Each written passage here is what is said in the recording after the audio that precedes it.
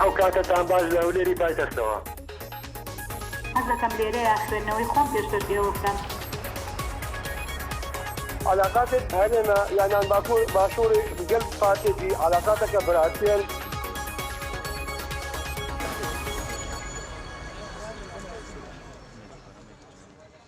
سڵاوتان لەبێ بەڕێزان خۆشحاڵم جارێکتر لەگەڵتانم بۆ وەرگرتنی سەرنجەکانتان و قسەکردن لەسەر تەوەریکتری پرۆگرامەکەی خۆتان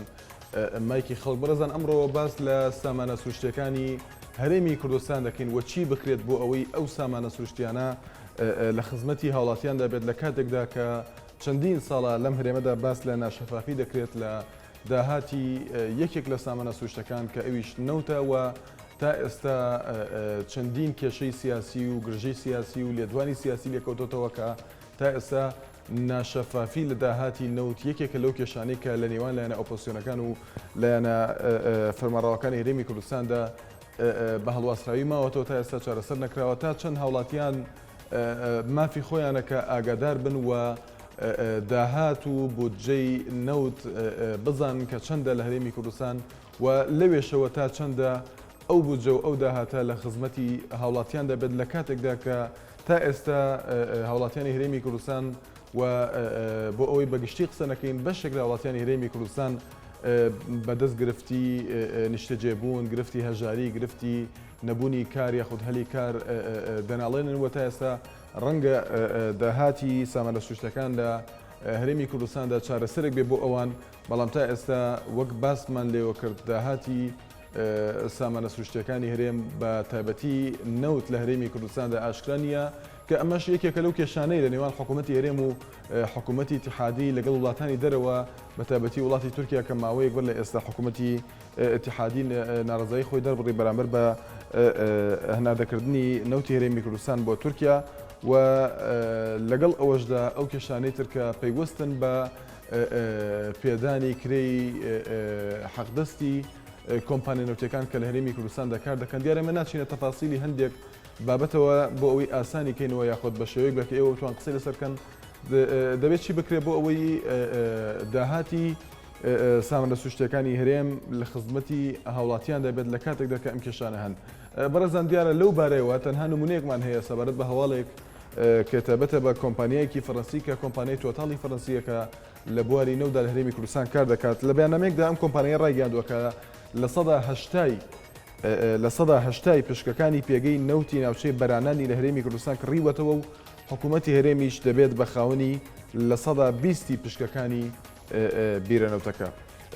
لە هاوینی 2012دا تۆتاڵ تەنها لە سەدا 35 پشکەکانی لە دوو پێگەی نەودا کڕی بۆ ئەویش بۆ گەڕان و پشتین بە دوای نەودا هەروەها جگە لەوەش خاوەنی بەشێکی کەمە لە پشکەکانی پێگەی نەوتی تازە لە پارێزگای سلێمانی. وەک باسمان کرد لە ئێستادا ئەم کۆمپانیایە لە سەدا هەشتای پشکەکانی پێگەی نەوتی ناوچەی بەرانان لە هەرێمی کوردستان کڕیوە و لە سەدا 20 دەمێنێتەوە بۆ هەرێمی کوردستان. ئەمە نمونەیەکە لەو نمونانەی کە تایبەتن بە سامانی سروشتی هەرێمی کوردستان و بە تایبەتی نەوت کە باسی لێوە دەکەین تا چەند دەبێت لە خزمەتی هاوڵاتیان دەبێت و ڕەنگە ئێستا مبالەغە نەکەین زیادڕەوەی نەکەین بۆی کە چەندین جارە هەر لەم بەرنامەیەدا کەسێک پەیوەندی کردووە باسی لە داهاتی ئەو سامانە کردووە و باسی لەوە کردووە کە نەیتوانی و خزمەتێک بگەێنێ بە هاوڵاتیان. ئێمە وەکو NRT یاخود وەکو بەرنامەی مانکی خەڵک لێرەدا ڕای خۆمان تێکەڵ ناکەین بەڵکو باس لەوە دەکەین کە ئەم داهاتە تا چەند گرنگەکە لە خزمەتی هاوڵاتیدا بێت و باس لەوە ناکەین کە لە خزمەتیدا بۆ یاننا ئێوەن بە ئازادانە دەتوان قسەی لەسەرکە بەڕێزان بەبێ ئەوەی تەشیر بەلایەنێک و هیچ کەسێتێک بکەین لە هەرێمی کوردستان. لەسەر تۆڕی کۆمەڵایەتی فەیسبوک بە ناونیشانی facebook.com/naliatv ڕاو تێبینی و سەرنجەکانتان بنێرن، هەروەها دەتوانن لە ڕێگەی ڤیدیۆ سکایپەوە بەشداری بکەن لە پرۆگرامەکەی خۆتان مایکی خەڵک. سندی لەگەڵماندایە لە زاخۆ یەکەم پەیوەندیمانە فەرموو سڵاو لەبێ کاک سەندی. زۆر سپاس دەکەین کاک سەندی، دەم باش کەرەمکە. زۆر سپاس دەکەین. سەبارەت تەوەری سامانە سروشتی هەرێما کوردستانê. بەڵێ. ئەس بێژم وەزیرە سامانە سروشتی هەرێما کوردستانê باشترین کەسە بۆ شەفافیە بۆ نەفتدەراندنê چونکە 200 میلیۆن دلار بۆ دەڤەرە گەرمیان صرفکردن سەر برج وزارت سامان سروشتی فروخانه دور که چکر سری برج وزارت سامان سروشتی آوا دور که چکر اوج سر وزارت سامان سروشتی آوا چمچمان ده چکر اوج سر وزارت سامان سروشتی نخوشخانه زاخ و وکر اوج سر وزارت سامان سروشتی اده همی شفافیت اده همی پاره 200 میلیون دلار ایجاره که تل دا بود داده را گرمیاد بنا خوشخانه الهوری چی کرنه اوج سر بجا سامان سروشتی حرم کردستانه نخوشخانه دیزل بارزان چکر اوج سر بجا سامان سروشتی حرم کردستانه آبا بارزان چکر اوج سر بجا سامان سروشتی حرم کردستانه اده همی شفافیت اده همی پاره اده همی بوچی خلکی نواتشتا همی ها نابینن تونه بینه زروجه 10 تانکر چند ترکا بین تونه سپاس بۆ کاک سندی ئەڤین لە هەولێرە لەگەڵماندا ئێسڵاو لەبێ ئەڤین خان فەرموو ئێوارە باش شۆن دەڕێت زۆر سپاس دەکەین ئێوارەت باش ئەڤین خان فەرموو بەڵێ بەڵێ دەستخۆشی بۆ بەرنامێتە ڕاستی بابەتێکی گرینگە سپاس ڕاستی کاک شۆن خۆ سامانە سروشتەکانی هەرێمی کوردستان و والله تو سەد پێنجێ تا بە ئیش ناکردە من و ماڵباتا من بەس ئەم دەبی ببینین لە خودای تەعاڵا ڕامینین چکو ئەمێ خدا لەمە هەمووان سەر دەبیمە بزانین ئەف نەفتە و ئەف داهاتیە هەرێما کوردستانê بۆ کێرێکی بۆ کێرێ ناچی ئەدی ئەف کوردستانا وێران بووی خۆ سەر پارێ عێراقێ نەهاتی داوادانکردن ئەvە هەموو پرۆژێ تێنەکردنمانە خرسەر نەفتە هەرێما کوردستانە نیڤە بنیڤە ئەvە ئاقلێنی کیروان بارزانî بوو ئەvە نەفتە و ئەvە سامانە سروشتیەش هاتە دانین di salê 92 heta evrokê birayê beresî em bi xwe fikir bikeineve em hemû tiştekî ji raj bînî nebînî herêma Kurdistanê ji geleka pêşketî li astê cîhanê hemû kes dibînî tu سپاس بۆ ئەڤین خان ئیسماعیل لە سێ سادق وەسڵاو لێبێ کاک ئیسماعیل فەرموو کاکشمانگیان ئەم کاتە باش هەموو کاتێکت باش کاک ئیسماعیل بەڕێی من کە شوانگیان سامانە سروشتیەکانی یارا هەرێمی کوردستان بە تایبەتینەوە بە هیچ شێوەیە لە خزمەتی هاوڵاتیانی ئەم هەرێمەدا نییە لە دەسەڵاتدارەکان دەستیان بەسەر هەموو جونگەکانی دەسەڵاتدا گرتووە بە تایبەتی سامانە سروشتیەکان و نەوت و ئەو نەوتە بە تایبەتی لە خزمەتی ئەو دووە حیزبەدایە بە تایبەتی پارتی دیموکراتی کوردستان و لە ساڵی 2009دا کاتێک کە ئاشێورامی ئەترافی بە ئەترافی خۆی وتی 4 میلیارد دۆلار لە شیرینی گرێبەستەنەوتیەکانی هەرێم ماوەتۆ ئیسا ئەو 4 میلیارد دۆلارە کەس نەیزانی چی لاوە یعنی 4 میلیارد دۆلار بەڕاستی پارەیەکی زۆرە بە هینی بە قەناعەتی خۆیان وتیان ئەم 4 میلیاردەیە کەسی کەس نەیزانی چی لاوە ئەو نەوتە بە قەناعەتی من لە خزمەتی ئەو دوو حیزبە دەسەڵاتدارە بە تایبەتی پارتی دیموکراتی کوردستان کە خۆرەقی هەموو نەوتەکەی کردووە و لە ساڵانەوەی لە خزمەتی خۆیان بەکارهێنێت. سپاس بۆ کاک ئیسماعیل لە سێ سادق پێشەوە لە کەرکووکەوە سڵاو لێبێ کاک پێشەوە فەرموو. ئەم کاتە باش کاک شوان هەموو کاتێکت کاک پێشەوە.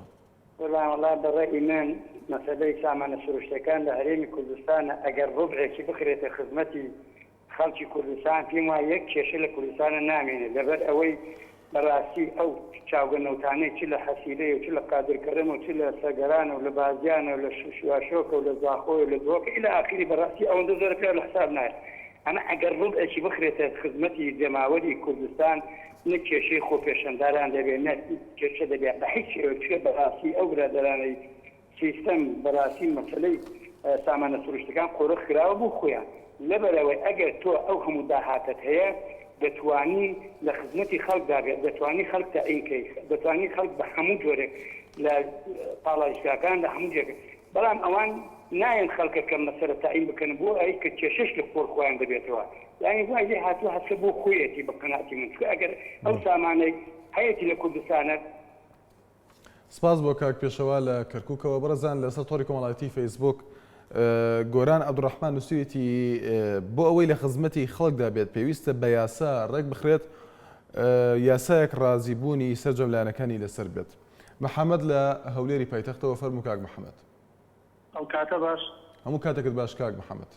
باش بەڕێز زۆر سپاس دەکەین. باشە لەوەتیەوە لە هەموو ینی بەس پارتی هێرشکردنە سەر پارتیە داهاتە هەر پارتیە هەرکردن هەر پارتیە ئەوەیە هەر پارتیە باشە لۆ بەس پارتی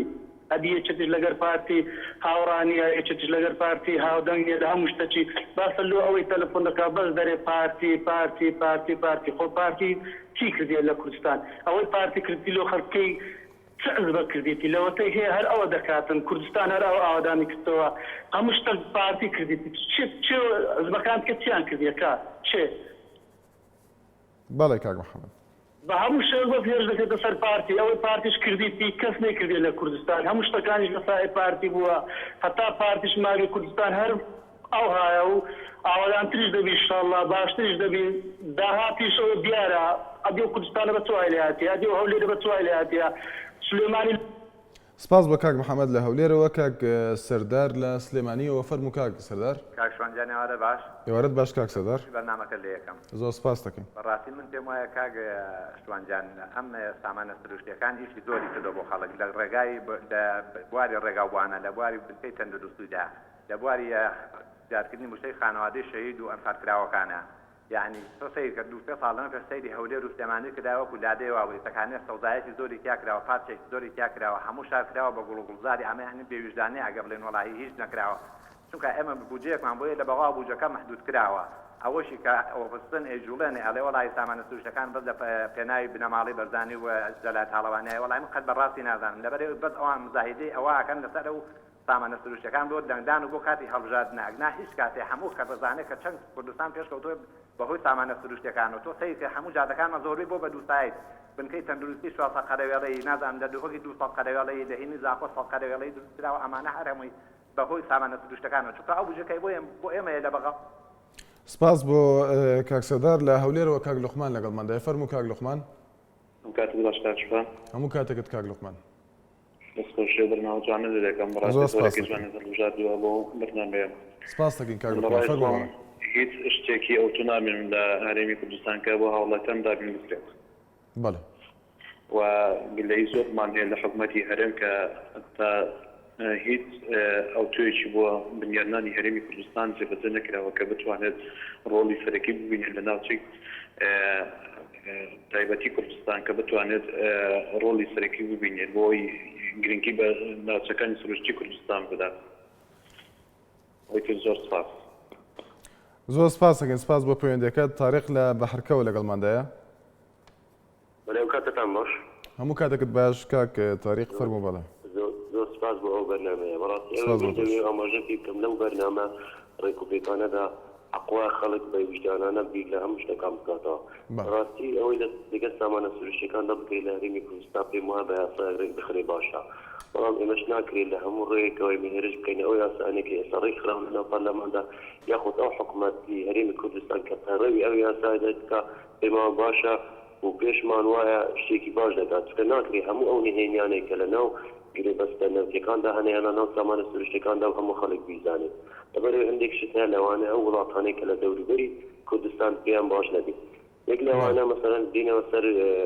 ئەو پرۆژەکانی کە باسی بودجەی حەزبەکان دەکرێت من پێم وایە ئەگەر بودجەی حەزبەکانیش لەناو یاسادا و خەڵک بیزانێت لەوانەیە وڵاتانی دەوروبەر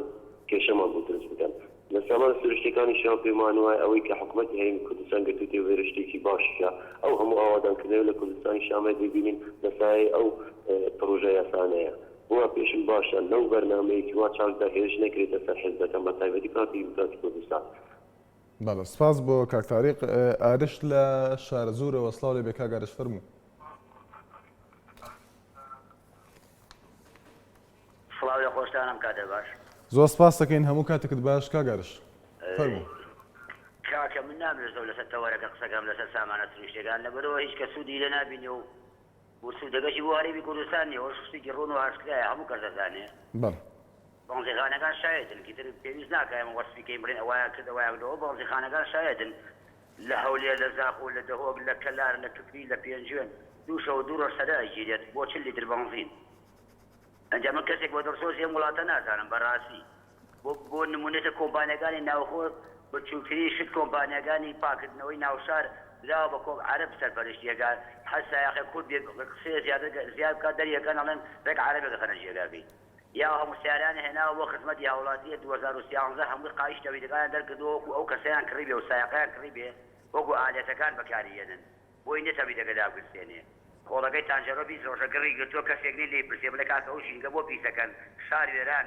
سپاس بۆ کاگەرش لە شارە زۆرەوە لە سەر فەیسبوک نازکجان لە دهۆکەوە تێبینەکەی نردوونووسێتی سامانە سروشتیەکانی هەرێم داهاتەکەی دابش بکرێت بەسەر هاوڵاتیان نەک بۆ دوو حەزب بنار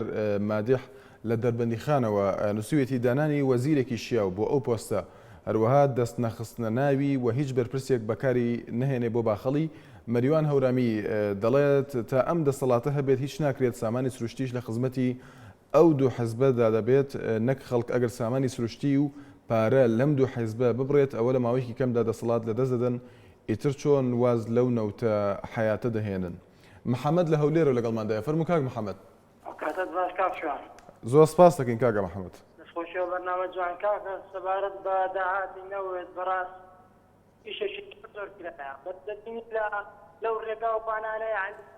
ئیشەشی زۆر کرایە بەس ئەو ڕێگا و بانانە بە ماوەی 2 سال 3 سال فەشەلی دێت پێویستە ئەیشی تر بکرێت بەڵام زۆر کەس پەیوەندی دەکا دموکراتی کوردستان نەوتی ناپام لێکردەوە چی کردیا بەس ئەوەی پارتی دموکراتی کوردستان لە هەولێر و لە دهۆک کردێتی بەڕقی لە سلێمانی نەکرایە. دەستخۆشی بەرنامەکە دەکەم دووبارە زۆر سپاس. زۆر سپاس بۆ کاک محەممەد لە هەولێرەوە.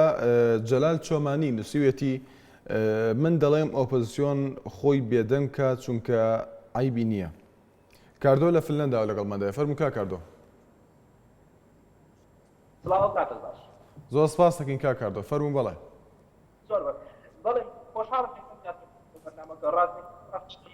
ئێمەش خۆشحاڵین کا کاردۆ بەڵام بە باشی گوێمان لە دەنگن نییە. بەڵێ گەر ئەو کاتە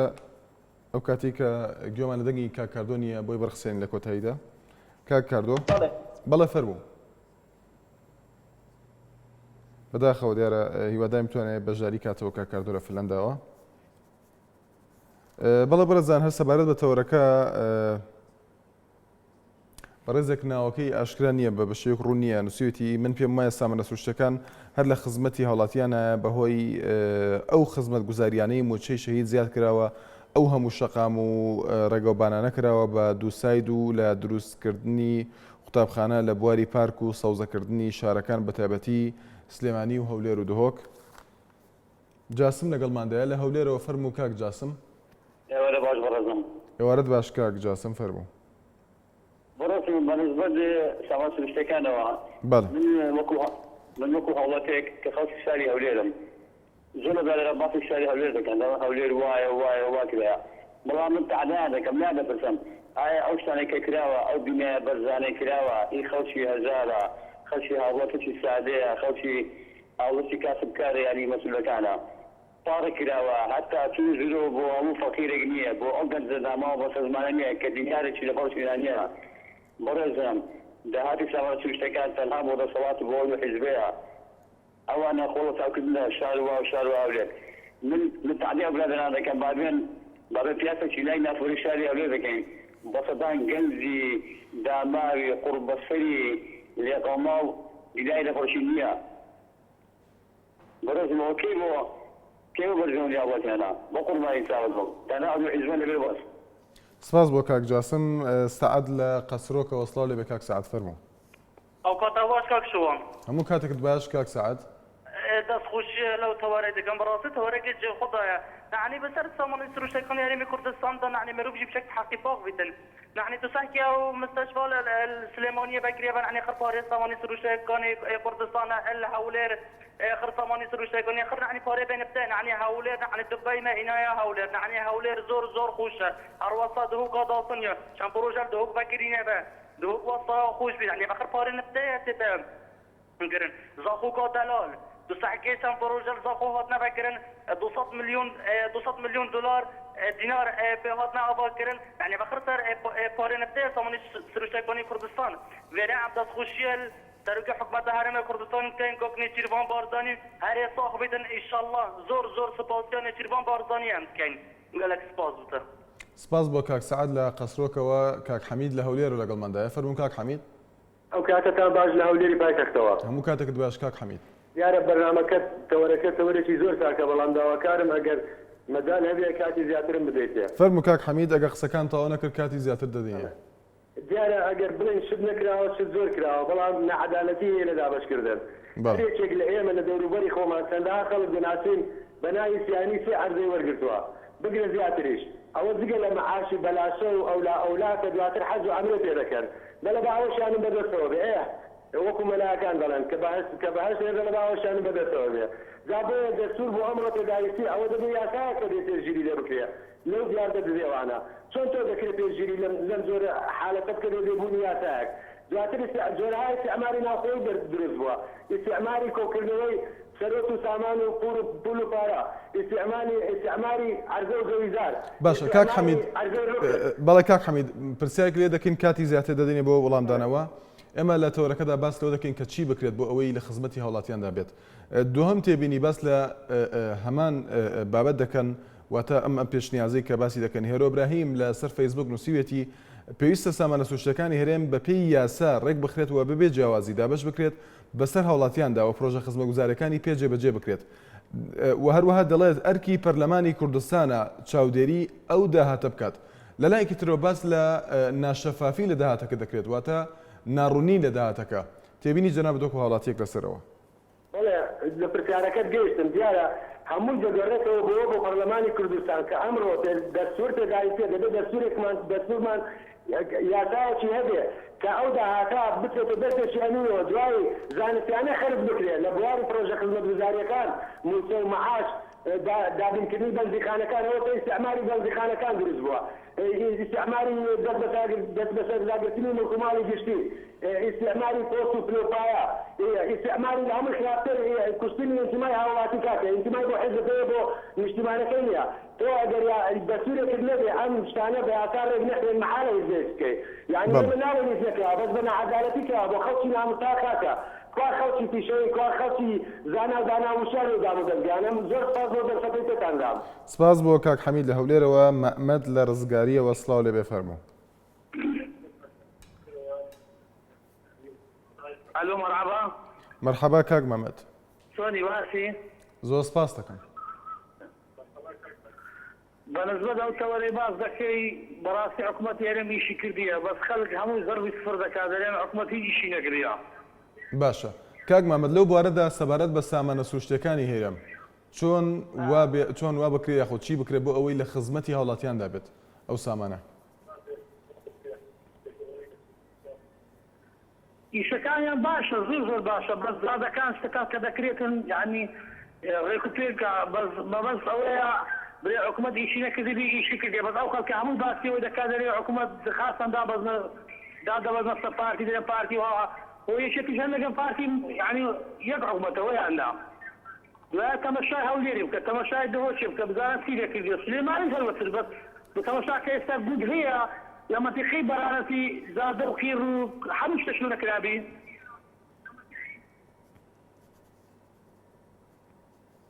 بەڵێ کاک مەمەد سپاس بۆ پەیوەندەکەت سەرکەوت لە سلێمانیەوە فەرموو کاک سەرکەوت کاک سەرکەوت لە سلێمانی ئەم کاتە باش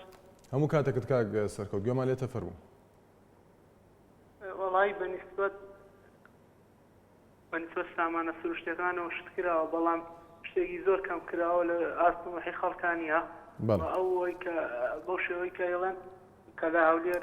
شتێکی زۆر کراوە ئەوە هەمووی گەڕەکە دەوڵەمەنەکانە ئەبێ پیشانی خەڵکە هەژار نشینەکە نایە بەڵێ سپاس بۆ کاک سەرکەوت لە سلێمانیەوە لاوێن ڕزگار نووسیەتی بەڕای من سامانە سروشتەکانی هێرێم تا ڕادێکی زۆر لە خزمەتی کوردستان بووە بۆ نمونە ئەو هەموو پرۆژەیە لە کوردستان و پارتیش بەرپرسی یەکەم نییە لە سامانە سروشتەکان بەڵکو بەرپرسی یەکەم بووە بۆ خۆشگوزەرانی لە کوردستان سۆران لە پاریسەوە لەگەڵماندایە سڵاو لێ بێ کاک سۆران لە فەڕەنساوە بەڵێ ئەم کاتە باش بەڕێزم زۆر سپاس دەکەین هەموو کاتێکت باش کاک سۆران قوربانی تۆ دەستخۆشیتان لێکەم بۆم تەوەرە گەرمە بەڕاستی سامانی سروشتی لە هەموو دنیاە شعبی پێ ئەژێت و خەڵکی پێ ئەژێت و خزمەتگوزاری پێکرێ بەڵام بەداخۆ لە هەرێمی کوردستانە ئەوەی کە ئەبینرێ ئەوەی کە ئەبیسترێ ئەوەی کە ئەیخوێنەوە لە ڕۆژنامەکان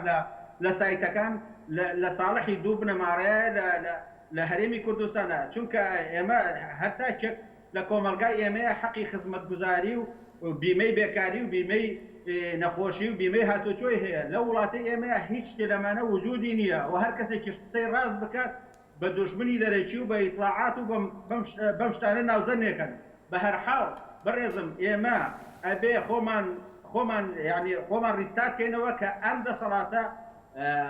سامانی ئەم وڵاتە بۆ ئێمە بەکار ناهێنێ بۆ کەسوکارمان بەکار ناهێنێ بۆ منی بەکار ناهێنێ من تەمەنم وا 40 ساڵە هەتا ئێستا یەک پێ بەڵە سپاس بۆ بەژاریکردنت کاک سۆران بەڕێزان وچانێک و بەردەوامی لەگەڵتان.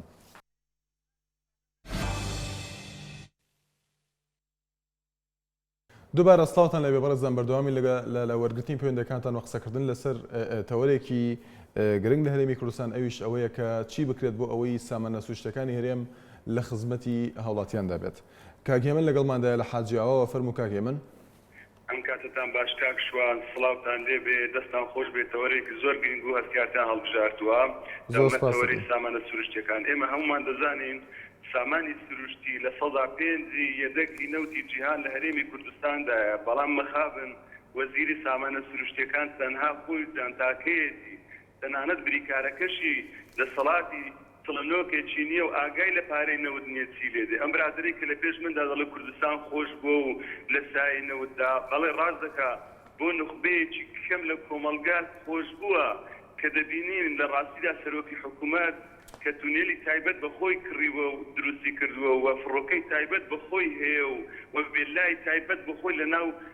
سنتەری شاری واشنگتۆن لە سایه پارەی نەوتدا بۆ خۆی دەکڕێت و ئیتر بۆ نخبەیەکی کەم باشە بەس بۆ منی هاوڵاتی کە 15 مانگە چاوەڕێی سلفەی حەقاری دەکەم کە لەسەران سەری حێراقدا سلفەی حەقاری حەقێکی مەشروعە دەدرێ بە هاوڵاتیان. من لێرە تا ئێستا سلفەی حەقاری. سپاس بۆ کاک هێمن لە حاجیاوەوە. عەلی لە سید سادقەوە فەرموو کاک عەلی. ئێوارەتان باش کاک شوان. ئێوارەت باش کاک عەلی فەرموو. وڵا کاک شوان ئەگەر کاتەکە بەشی نەکردم کاتی زیاترم بەنێبەست بێ ئەوەی تەشیر بکەم و فەرموو کاک عەلی ئەگەر قسەکانت تەواو نەکرد بێگومان کاتی زیاتر دەدەینێ فەرموو. کاک شوان وڵی من ئەڵێم لە خانەخینەوە هەتاوەکو زاخۆ لەوە ناچێت 400 کیلۆمەتر زیاتر هەبێت. ئەگەر حکوومەت ئیشکا بۆ خەڵکو جادەوبان دروستکە ئەمە منەتی نییە و خۆیانشی بەسەرا ئەڕۆن پێش ئەوەی خەڵکی بەسەرا بڕوات. دوای ئەوە چەند مەتر سێجایەک چیمەن و ئەوە لە ناو شارەکانە ئەوە نایەنێ بڵێ سامانە سروشتەکان ئەوەی کردو بۆ خەڵک. دوای ئەوەیش حەقە بەپێی ئەو داهاتە زۆرە بێ لە سامانە سروشتەکان بەپێی کۆبوون تەوزیع بکرێ بەسەر خەڵکە بەپێی کۆبوونی خۆراک تەوزیع بکرێ بە خەڵکە ئەو نەعەدالەتیە نەمێنێت و بۆی خەڵکیش ئەوە نەگلەیی نەکات. ئەڵێن خەڵک گلەیی لە پارتیەکە بەڵێ سەری گوریستەکە بەدەست پارتیەوەی بۆیە خەڵک زیاتر دابەزێتە سەر پارتی و ڕاستیەکەی دیکتاتۆریەکە لای ئەوانە زیاتر بۆیە کا خەڵک زیاتر دابەزێتە سەر ئەوان و گلەیی لەوان دەکات. بەڵێ کاک عەلی هیوادارین جەناب تو ئەو کەسانی کە پەیوەندی دەکەن تەشیر بە هیچ لایەنێک نەکەن بۆ ئەوەی بتوانین بابەتیانە و بە شێوەیەکی جوان قسە لەسەر ئەم تەوەرە بکەین و قسەکانمان سوودێکی هەبێت بۆ لایەنەکان یاخود بۆ لایەنی پەیوەندیدار. ئەحمەد لە بریتانیاوە لە ڕێگەی ڤیدیۆ سکایپەوە سڵاو لێ بێ کاک ئەحمەد فەرموو. ئەم کاتۆ باش کاک شوان جان. هەموو کاتێکت باش کاک ئەحمەد کەرەم کە فەرموو. وڵی من بەسەوەنا لەسەر بابەتەکەیەوە لەسەر مەسلەی سامانە سروشتەکان ئەمەیە تیشکە بخەمە سەرەوە منەوە ناڵم من نایخەمە سەر هیچ هیچ بوو لایەنێک منەوە ناڵم ئەو داهاتی کە لە هەرێمی کوردستانایە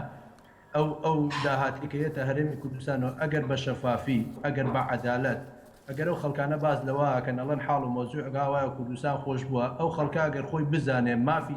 چەنەیە بەرەکەوێت لەو داهاتی کوردستان نا لەسەر لە منبەرێکەوانەیە دیفاع لە دەسەڵاتێک کایتر هەست دەسەڵاتێکە منەوە ناڵم داهاتی کوردستان با بۆ خەڵکی کوردستان بێت نەک بۆ دوو حیزبی سەرەکی بێت داهاتی کوردستان با بۆ خەڵکی فەقیر و هەژار بێت نەک بۆ بەکاری بێنن کە لەم لاولاوە بێت. ئەگەر بێت و سەیری ئەوە بکەیت سەی باسی سروشتی زامانە سروشتەکانی کوردستان بکەیت کوردستان دەوڵەمەندترین شوێنە لە بەڵام سیرەکەی لە هەمان کاتە خەڵکانێکەیە تاتام دەقێژ شتێک نییە بۆ. سپاس بۆ کاک ئەحمەد دایکی دانەر لە دهۆکەوە لەگەڵماندا. سڵاو لێ بێ دایکی دانەر فەرموو.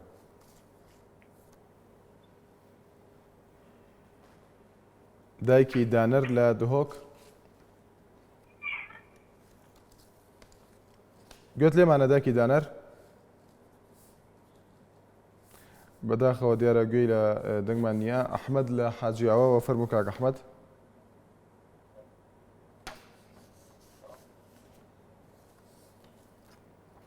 کاک ئەحمەد لە حاجیاوە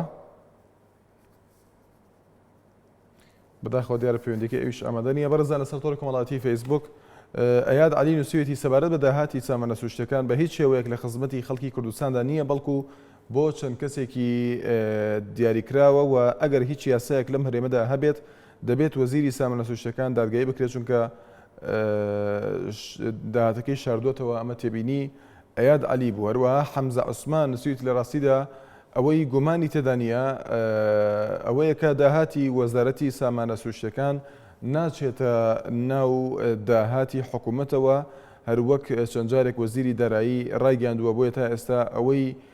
دیارە ئەو داهاتە لەلایەن هەردوو حزبی فەرمانڕەواوە لە ناو خۆیاندا تەخشان و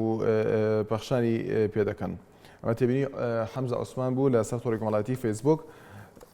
باوکی دالیا لە کەرکووکەوە لەگەڵماندایە. سڵاو لێ بێ باوکی دالیا، فەرموو. هەموو کاتێکت باوکی دالیا. دەبارەت لە وەزیری سامانە سروشتیەکان بە هیچ شێوەیەک نەوت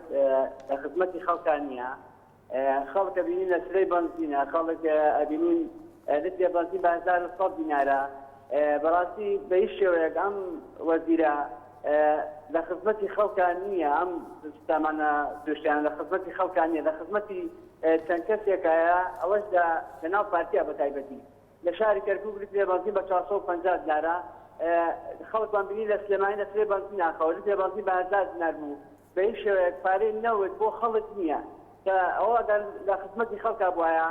وەزیری سامانە سروشتیەکان یەکگرەکەی دەستی لە کار ناکێشایەوە لەبەر گەنداڵی ئەو وەزارەتەی کە لی دەوامەکە. بە شێوەیەک هەموو خەڵک ئەزانێ ئەو وەزارەتە لەو بنەماڵەی زیاتر سوودی لەو نەوتە نەبینیوە. ئەو وەزیری سامانە سروشتیەکان نیە، وەزیری سامانە کاک باوکی دالیا تکایە بۆی قسە نەکەین و بە شێوەیەک قسە بکەین کە بابەتیانە بێت بە بێ بەکارهێنانی ئەو شتان، لەبەر ئەوەی ئەو ئازادیە کە ڕەخسانومانە لە بەرنامەکە بەڕێزان تەنها بۆ گەیاندنی سەرنجەکانی ئێوەیە بە شێوەیەکی ئازادانە، بەبێ ئەوەی فلترێکمان هەبێت، بەبێ ئەوەی دیاری بکەن کێ قسە بکە و کێ قسە نەکە. کاک هیوا لە ئاکرێەوە. سڵاو لێ بێ کاک هیوا، فەرموو. هەموو کاتێکت باش کاک هیوا. زۆر سپاس دەکەین. ئاستێناگەم بۆرە نەهێت پۆرتیە گفتوگوێ بکات چینۆروە گفتوگوێ نەکات کێشە شخصیە کەس الأوبوزيسيون ناگەیت. بەڵێ بۆ بێ دۆلیۆ الکەرکووکێ هەبێ خۆسریتە ناو مەوزە ئۆتۆبێتە پۆرتی مۆڵە بۆرزۆن ئەس بژمەوی هەم مۆڵە بۆرزۆنە پۆرتی بۆ ئەو سەقۆمتیە ئۆرەمە ئینا کوردستانێ فەبۆرە تەوەریتەش بۆ بکۆکێکی لێکوتی خوزیل ڕۆژهەلەتە ناوەڕاست یەک نەفەریدی هەبۆ نمونەی دکتور ئۆشتەوەرەمووی بۆ شەفافترین وەزۆرەتە چونکە هەمان بەچۆی خۆمان دەبینین خزمەت گوزۆری بۆشە کۆرەبە بۆشە ئەو بۆشە بێجیۆزی بۆژار بیت گوند بیتن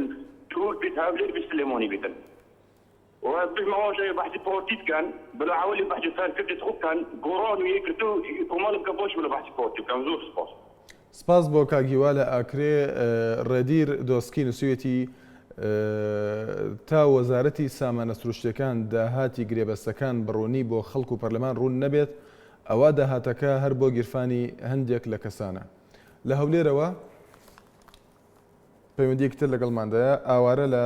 هەولێرەوە فەرموو کاک ئاوارە. باش لە هەولێری پایتەختەوە. زۆر سپاس دەکەین کاک ئاوارە هەموو کاتێکت باش. باشی کاک شوان. سپاس دەکەم فەرموو. بەڵای من هیچ یعنی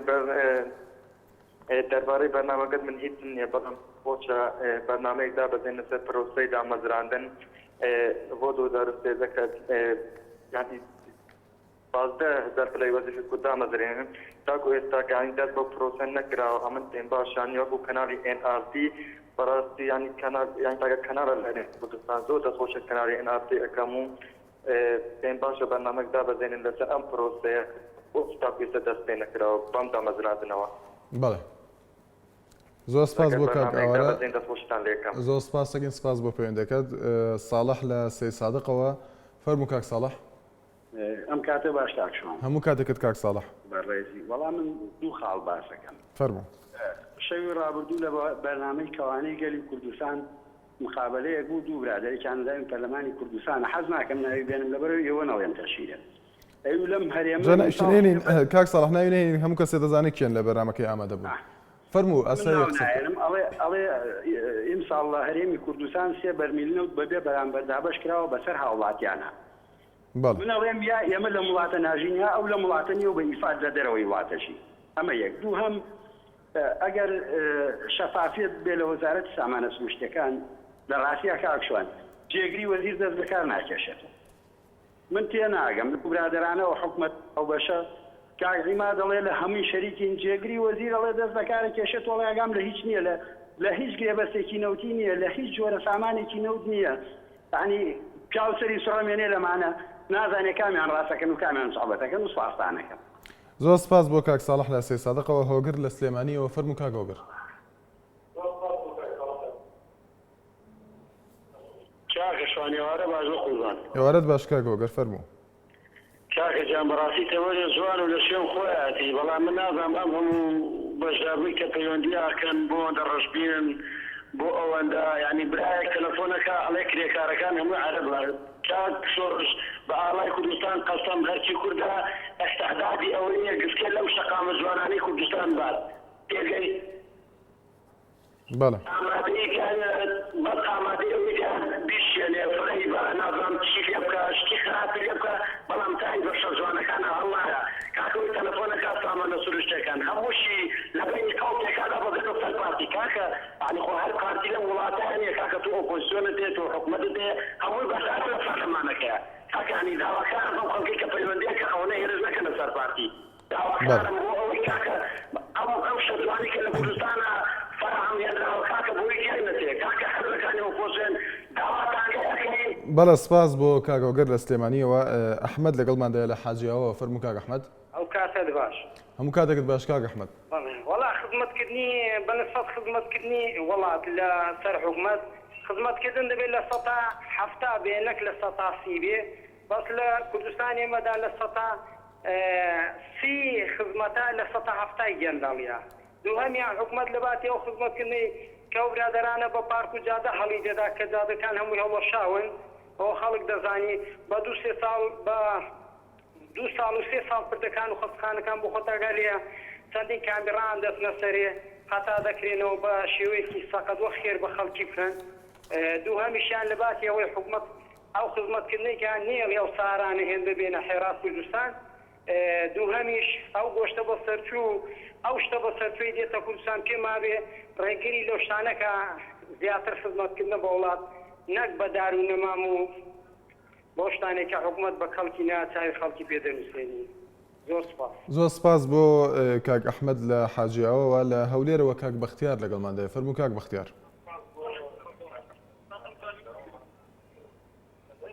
کاک شوانم کاتەوە باش.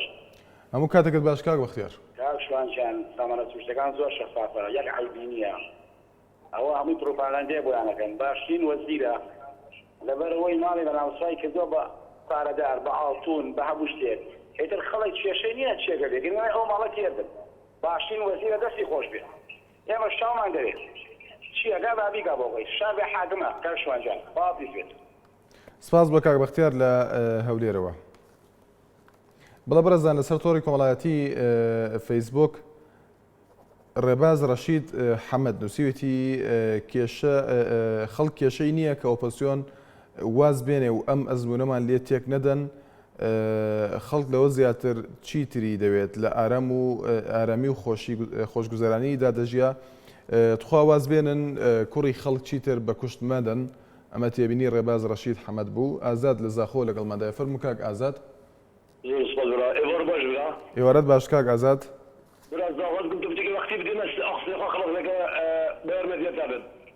فەرموو کاک ئازاد. برا أفضل كردستان مفروض أفضل يبو كردستان بو كردستان بالنبو تركيا أمريكا ودرجة دي بتأمريك يوم الناس كبرات كردستان من حقها أزدم شاف دغدي كردستان شافوها بدم چنده بوش از كبرات كرد أنه ولد غريبي وعبد الله دغدي كردستان چنده أمريك يودي برا دغدي كردستان برا كذا نشد دحر كذا براسي بيجت لكن اي سنه دحت كنت بيجي لك سيد اكرمي درس كريزندر بس قلت دغدي كردستان بس وبلد بلاتين نقطه ابراهيم خليل بقول ابراهيم خليل انا مدير كده يقدر تمشي دادي بما زي بروجكت شكل بروجكت على اساس بيقوم شكل بيقوم صح طبقاني ها تبقى قبل على بروجكت حكمتها سعادة جاهزة رانا تنزل على مسينا ما بروجيها شوف بروجكت سپاس بۆ کاک ئازاد پێشەوە لە سلێمانیەوە فەرموو کاک پێشەوە ئەم کاتت باش کاک شووە هەموو کاتێکت باش کاک پێشەوە زۆر سپاس دەکەم دەستخۆشی و تۆرەجانە لێ یەکەم زۆر سپاس بەنسبەت ئەو تەوەرێکە هەڵت داد بۆ وەزارەتی سامان و سروشتەکان پێم دەوترین وەزارەت لە کابینەی حکوومەتی هەرێمە وەزارەتی سامانە سروشتەکانە ناشەفافترین وەزارەتە لە کابینەی حکوومەتی هەرێمی کوردستانە کەس نازانێت داهاتەکەی بۆ شێیە لە خزمەتیایە ئەدرێ بەچی بۆچی تەرەڤەکرێت تا ئێستاش ئەو 4 میلیارد دۆلاری کە لە کابینەی پێشووە ئاشتی هەورانی ئاماژەیەکەیە تا ئێستاش کەس نازانێت دراوە بە شێ و بۆچی تەرەڤکراوە و لە خزمەتیایە داواکارم لە حکوومەتی هەرێم ئەم وەزیرە لە وەزارەتە دروستکردنەوە ئەمە ئاشتی هەورانی نییە ئەمە شەڕی هەورانیە کاک پێشواباتە شیر بە کەس نەکەین سپاس بۆ خوێندەکەت شیرین لە دووهۆکەوە سڵاو لێ بێفەرموو ئەم کاتەوە باش هەموو کاتێکت باش شیرین خان باشی بەڕێزم زۆر سپاس دەکەم کاکە لەسەر تاوارەکەتە بەڵێ کابرایەک لە قەسرووە تەلەفۆنی کردوتی نازانم پارەی داهاتی نەفتەم و لە خزمەتی هەوڵاتیانە و شارەکان پێوادان کراوە کام ئاوادانی کام خزمەت گوزاری ئەگەر لە خزمەتی خەڵکاوی ئەیبووی لێ پێ بەنووسین بە 1000 دینارەوانە اینجا دوایاڵێن سەقامگیری کوردستان بەهۆی پارتی وە کام ڕاستە سەقامگیرە بەس ئەوانن لە کوردستان بەڵێ شیرین خان اینجا هیچ خزمەت گوزاریەکی نییە خزمەت گوزاری چی خەستەخانەی 400 قەڕوێ لەوەت تای لە بیرم وە هەر ئەوانو جێبەجێ دەکرێت تەواو نەبوو باش بۆ شکر ئەم ساڵ تەواویان کرد بەڵێ سپاس بۆ شیرین خان لە دووهۆکەوە کاک مستەفا لە هەولێرەوە لەگەڵماندا فەرموو کاک مستەفا ئێوارەت باش کاک مستەفا فەرموو بەڵێ گوێمان لێتە کاک مستەفا فەرموو بەڵێ ئەو خەڵکانی وەزارەتی ناپۆکە خانشین بووینە بەڵێ ساڵی 2012 خانشین بوون وەزارەتی ئەوخۆوانە ئێمە بەڕادی خەدممان لێکرا تقریبا ئێمە 25 ساڵ خزمەتم هەیە من 650 وەرەگرم لە 650 حتا پێنی بێت ژێڕەوە تا 29 مانگ لەبەرەوەی ئەڵێ کاژمەرگە بووی یەک لە کەمێرەکانی شتیمان کوردستانیش بوو کاتی بەڵام حتا پێنی ژێڕەوە لەبەرەوەی کە کاژمەرگە بووی من تا 29 مانگ تقریبا 650 وەرەگرم حتا پێنی ژێڕەوە تا 29 مانگ ئاسکە بەرنامەی دابەزینە لەسەر ئەو قضیە بەڵێ سپاس بۆ کاک مستەفا لە هەولێرەوە بەڕێزان کە دووە پەیوەندیمان بوو تا سبەینێ هەرشاد و بەختەوەر بن